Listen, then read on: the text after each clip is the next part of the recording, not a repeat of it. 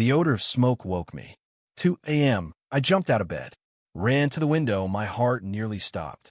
My grandfather's vintage John Deere tractor was on fire, flames going toward the night sky. This wasn't an accident. This was war. A war I never wanted for. When I bought this place just 3 months ago. Let me back up. My name is Sam Taylor. After 15 years working in the city, I finally saved enough to buy my dream home, a small farmhouse on 5 acres at the edge of Oak Ridge Estates. The house needed work, but the land was perfect for the hobby farm I thought about since childhood. And that green and yellow 1952 John Deere tractor, it was my grandfather's pride and joy, passed down to me when he died. The very first day after moving in, I found a fancy envelope stuck to my front door. Inside was a letter, printed on thick paper with gold writing. Welcome to Oak Ridge Estates Homeowners Group. Membership needed. Annual dues $500. I laughed and threw in the trash. My property wasn't part of their fancy neighborhood. I had the property maps and records to show it. My land was here long before they made their same-looking houses with perfect yards. That's when I first met Karen Wilkins. She walked up my rocky driveway, wearing a bright pink tracksuit and shiny earrings, big enough to see from far. "You must be the new neighbor," she said, with a smile that didn't reach her eyes. "I'm Karen Wilkins, head of the Oak Ridge Estates HOA. I introduced myself and gave her some cold lemonade. She ignored it. "I noticed you haven't sent in your forms," she said, looking past me and my tractor, parked near the barn, her nose wrinkled, like she smelled something bad, and that farm equipment is a big problem for our community rules. I try to be nice. This property isn't really part of Oak Ridge Estates. I explained it was my grandfather's farm. Before your area even started, I have all the papers. Karen's fake smile went away.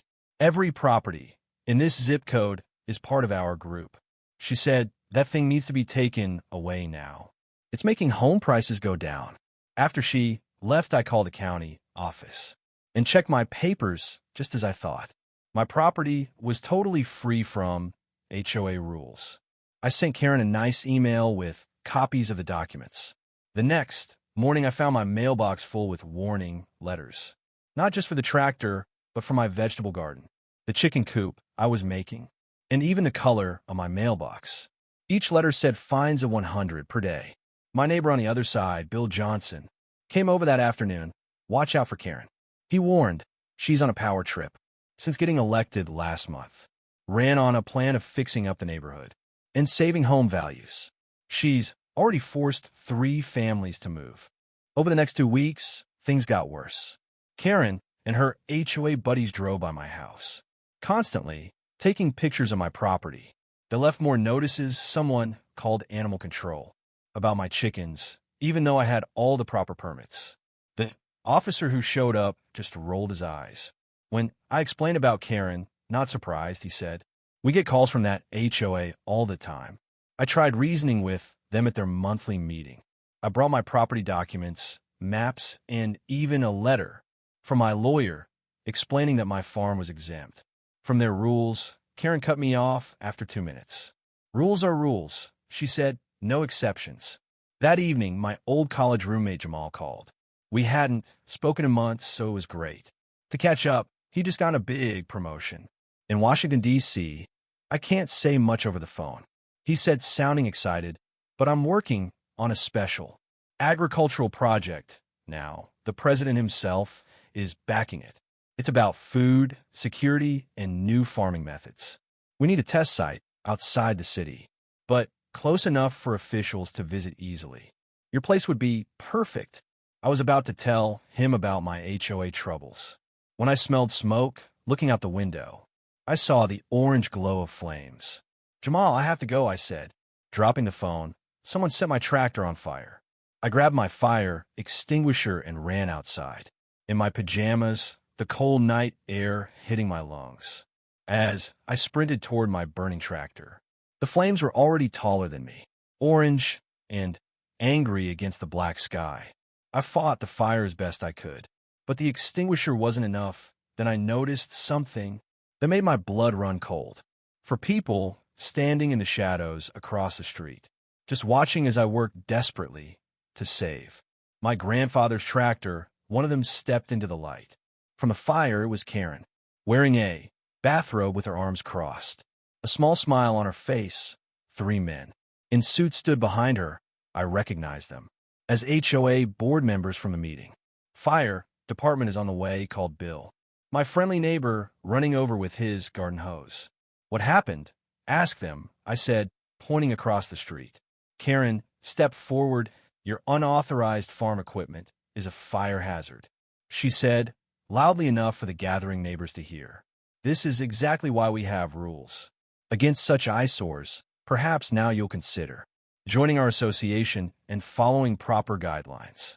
I couldn't believe what I was hearing.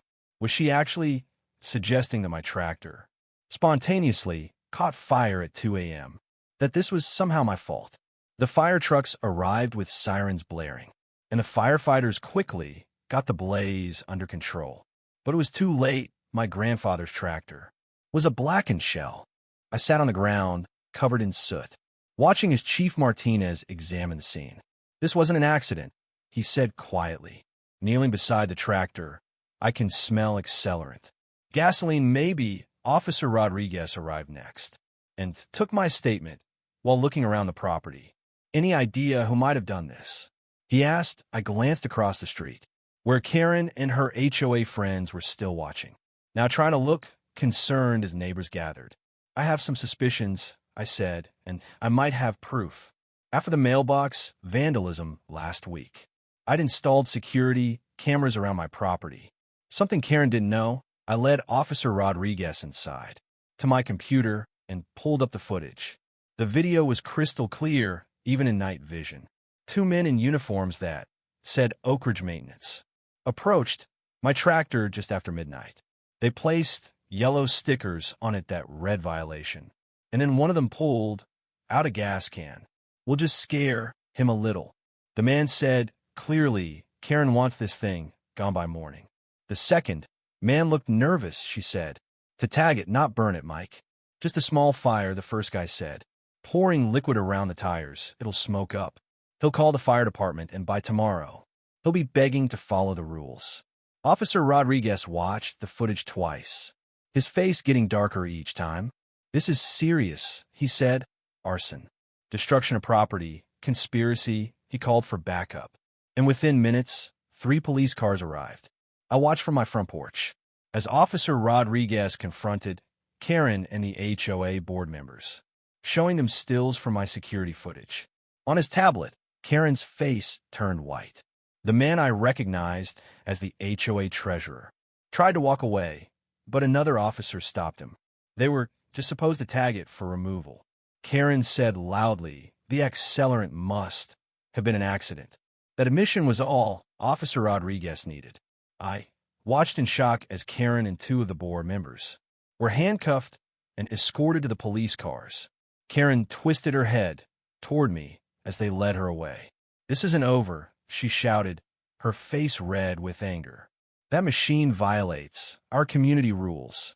You'll never win against the association.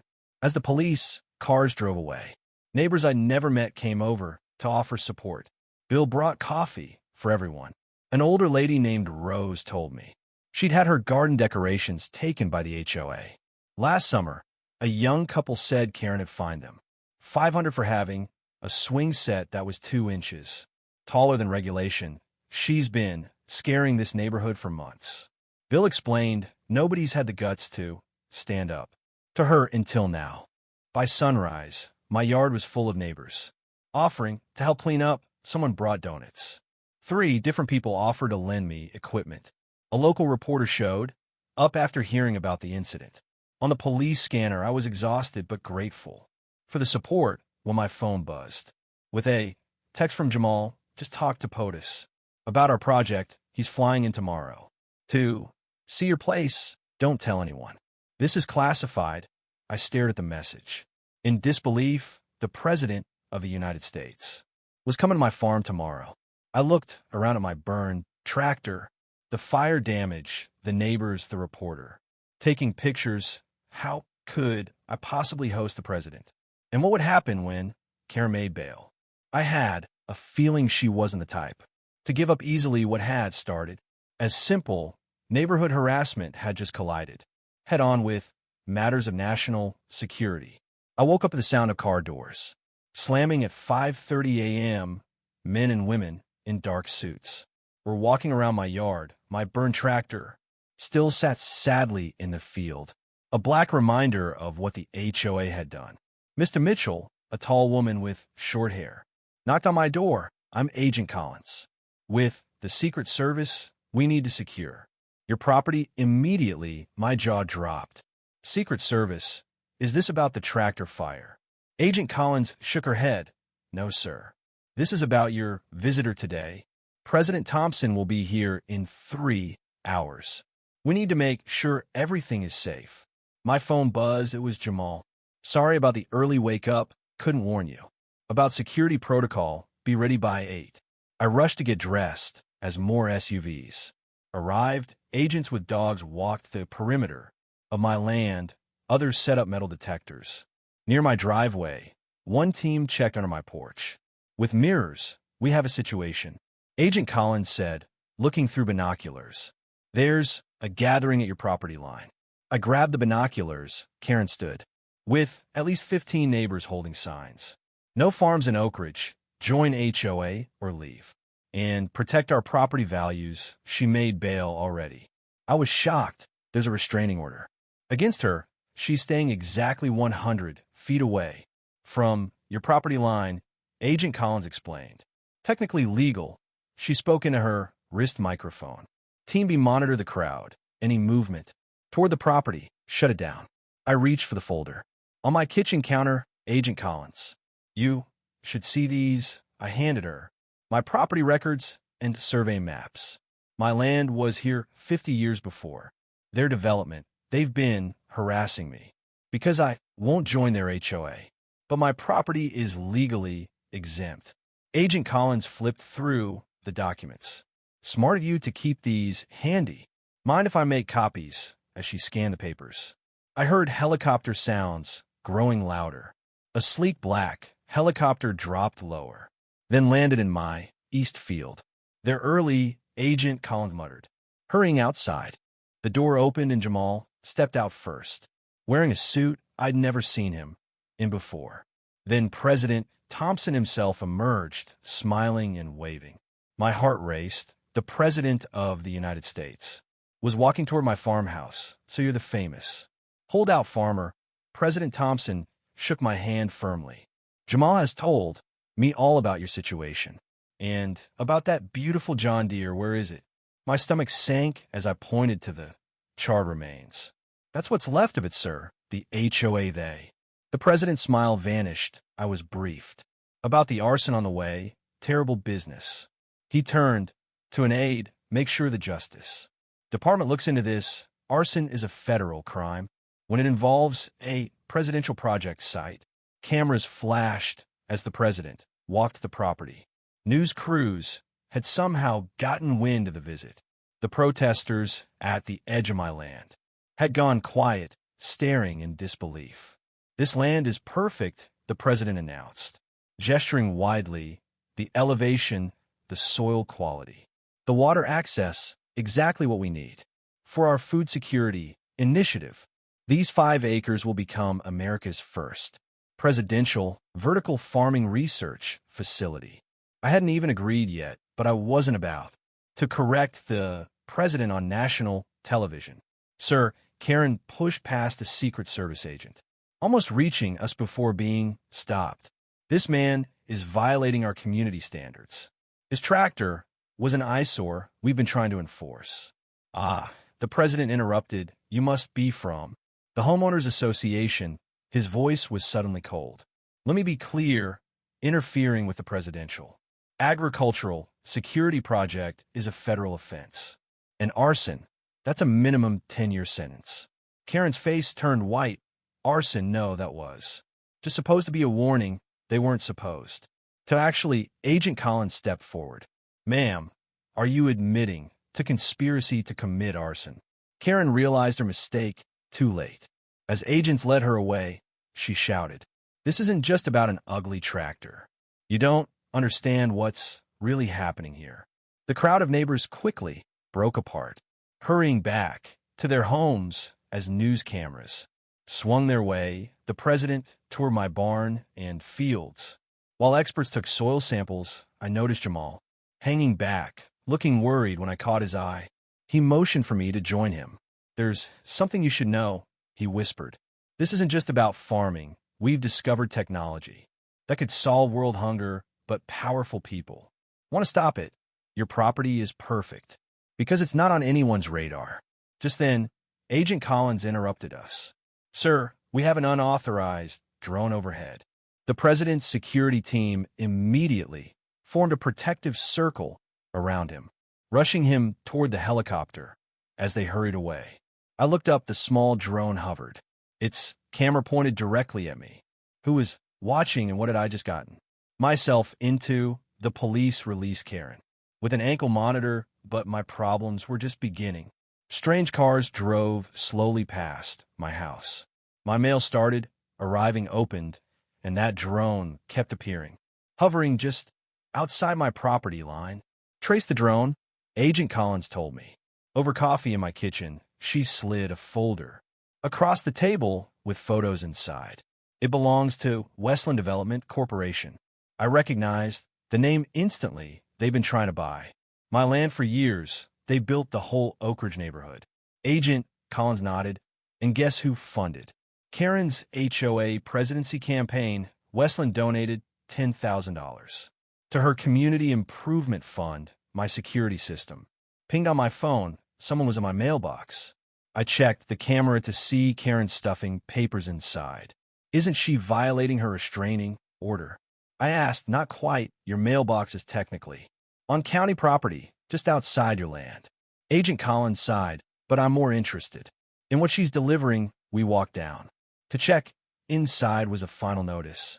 "Last chance, $500,000 for your property. Offer expires tomorrow. $500,000. I whistled. My property was worth maybe $300,000 at most. "They're desperate," Agent Collins said. "But why?" That afternoon, I dug through old county records. Online, my grandfather had mentioned something about mineral rights when he left me this land. After 2 hours of searching, I found it. A geological survey from 1972 showing a potential aquifer under my property, one of the largest in the state. It's not just about luxury housing, I told Agent Collins when she returned. It's about water rights. Just then, my security system alerted again. My backyard camera showed Karen talking to a man in an expensive suit near my shed. "That's Marcus Reynolds," Agent Collins said, grabbing her radio. "CEO of Westland Development." We rushed outside, but they were already hurrying away. A business card had been left on my back step. Final warning. That evening, Jamal arrived with a team of scientists. "We need to start soil sampling tonight," he explained. "The president wants results by morning." As they worked under floodlights, Jamal pulled me aside. "This isn't just about farming anymore. Our vertical farming technology uses 95% less water than traditional methods. Companies that control water rights stand to lose billions." "Like Westland?" I asked. "Exactly. They're not just a development company. They are owned by Aquacore Industries, one of the largest private water rights holders in America."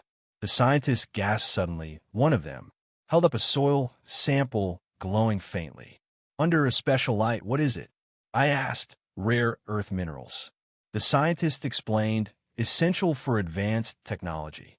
Your land has one of the richest concentrations I've ever seen." Jamal's phone buzzed. His face turned serious as he read the message.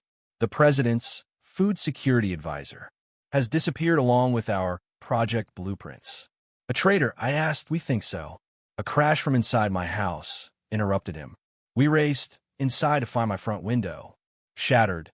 3 people in black masks were already in my living room. I grabbed a shovel from beside the door and swung it, connecting with one intruder's arm. The light suddenly blazed on. Secret Service agents I hadn't even known were watching. The house swarmed in from all directions. The intruders were quickly pinned to the floor, Agent Collins pulled the mask. Off one of them, I recognized the face. Immediately, from the business card, Marcus Reynolds. CEO of Westland, you think this ends? With me? He snarled, as they handcuffed him. We've got judges, senators, governors on our payroll. This goes higher than you can possibly imagine. As they led him away, one of the scientists called out from the yard, you need to see this. Right now, we hurried outside. The soil samples have been arranged in a row, each one glowing more brightly than the last. This isn't just about farming or water. The scientist said excitedly, the mineral composition here could revolutionize battery technology. Whoever controls this land controls the future of energy storage. My simple farm had suddenly become the center of something much bigger than a neighborhood dispute. We need to move you to a secure location. Agent Collins insisted, until we know who else is involved. You're not safe here. As I packed a small bag, my phone rang. It was a number I didn't recognize, Mr. Mitchell. A woman's voice said, this is Senator Williams. I understand you've had some trouble with your homeowners association. How did you get this number? I asked. That's not important. She replied, what's important is that I can make your problems disappear if you're willing to sell your land to the right buyer. I looked at Agent Collins, who was motioning for me to keep the caller talking while she traced the call. And who would the right buyer be? I asked. The senator laughed softly. Let's just say friends of mine who understand the true value of what lies beneath your little farm. $1 billion. Cash tonight. My hand shook. $1 billion. For my 5 acres, I'll need to think about it. I stalled. Don't think too long. She warned, not everyone trying to acquire your property will be making such generous offers. The call ended. Agent Collins looked up from her tracking device. The call came from Westland Development Headquarters. We've got her. As we rushed to the waiting SUV, Jamal's phone rang. His face went pale as he listened. What is it? I asked as we sped away from my farm. The missing advisor. He whispered, they found him. He's dead. You won't believe what I found in Marcus Reynolds' phone, Agent Collins said. Rushing into my kitchen at 5 a.m., he has text messages with someone called the commissioner about stopping the president's farming project. At all costs, I almost spilled my coffee. The break-in at my house wasn't just about scaring me away. These people were willing to do anything to stop our vertical farming project. We need to set a trap, I said, spreading out my property maps on the table. And I know exactly how to do it. Agent Collins looked doubtful, but called Jamal. Within an hour, we had a plan. We would leak fake news that the president was coming back to sign special papers. At my farm, that would start the project. Nationwide, I went on my social media and posted, big news coming tomorrow, can't say much. But my small farm is about to change everything. I added a photo of my half-burned tractor with an American flag draped over it. Karen and her HOA friends took the bait immediately. From my window, I watched them gathering at the edge of my property with new signs and angrier faces. My security cameras picked up Karen on her phone, talking excitedly to someone. She's calling Reynolds right now, Agent Collins confirmed. Listening through special equipment, and Reynolds is calling the commissioner. That night, I couldn't sleep. What if our plan didn't work? What if these people hurt someone? I walked out to check on my damaged tractor, running my hand along its burned side. We're going to fix you, I whispered. At dawn, instead of the president arriving, news vans pulled up. I had called every local station with an anonymous tip about corruption in Oak Ridge Estates. Cameras rolled as Agent Collins and a team of FBI agents surrounded the HOA protesters. Karen's face turned white. When Agent Collins approached her, Karen Wilkins, we have a warrant for your arrest for conspiracy, arson, and attempting to interfere with a federal project. This is ridiculous, Karen shouted. As cameras filmed everything, I was just protecting our neighborhood values. Is that why you accepted $50,000 from Westland Development to pressure me to sell my farm? I asked loudly, holding up documents Agent Collins had given me. Is that why you had my tractor set on fire? The crowd of neighbors gasped. Many of them lived in houses built by Westland. They had no idea. Their HOA president was being paid under the table. It wasn't supposed to go this far, Karen said, suddenly looking small and scared. Marcus just said, to make your life difficult so you'd sell. I didn't know about the bigger plan, to stop the president's farming project. Just then, a black SUV screeched to a halt. A well-dressed man stepped out. Commissioner James Harrison of the Agricultural Land Board. The same man who had been texting with Reynolds. That's him. I pointed. FBI agents swarmed the vehicle. As Harrison was handcuffed, he glared at me. You have no idea what you've done. This farming technology would have destroyed thousands of jobs in traditional farming or created new ones. I replied calmly, change is scary, but fighting it with crimes is never the answer. Within days, the whole story broke nationwide. Reynolds, Harrison, and 12 others were arrested in what the news called the Garden Plot. They had spent millions buying HOA leaders across the country to block land used for new farming methods. Karen and 4 HOA board members faced lesser charges but still lost everything. Most hadn't known the full scope of what they were part of, just that they were being paid to harass people like me. 3 months later, my tractor sat freshly painted and fixed in front of my farm, which now had the first working vertical farming tower in America. President Thompson had kept his promise, and my small property was now creating as much food as 50 acres of traditional farmland. Jamal stopped by often, bringing government experts to learn from our success, he said. One evening, as we watched the sunset, when I suggested your farm to the president, I just thought it would be a quiet place to test our ideas. I never expected you'd help cover a nationwide scheme. I smiled. I just wanted to keep my tractor and farm in peace. A week later, a school bus full of 4th graders arrived for a tour of our farm. As they gathered around my famous tractor, one little girl asked, did you know your tractor would start a revolution? I laughed. No, I just knew it was worth fighting for. That night, the president called. We're taking the program nationwide, he said, all because you refused to let an HOA push you around. I walked out to my porch and watched fireflies dancing over my fields. My little stand against an unfair HOA had changed not just my life, but farming itself, and my tractor that started it all. It runs better than ever.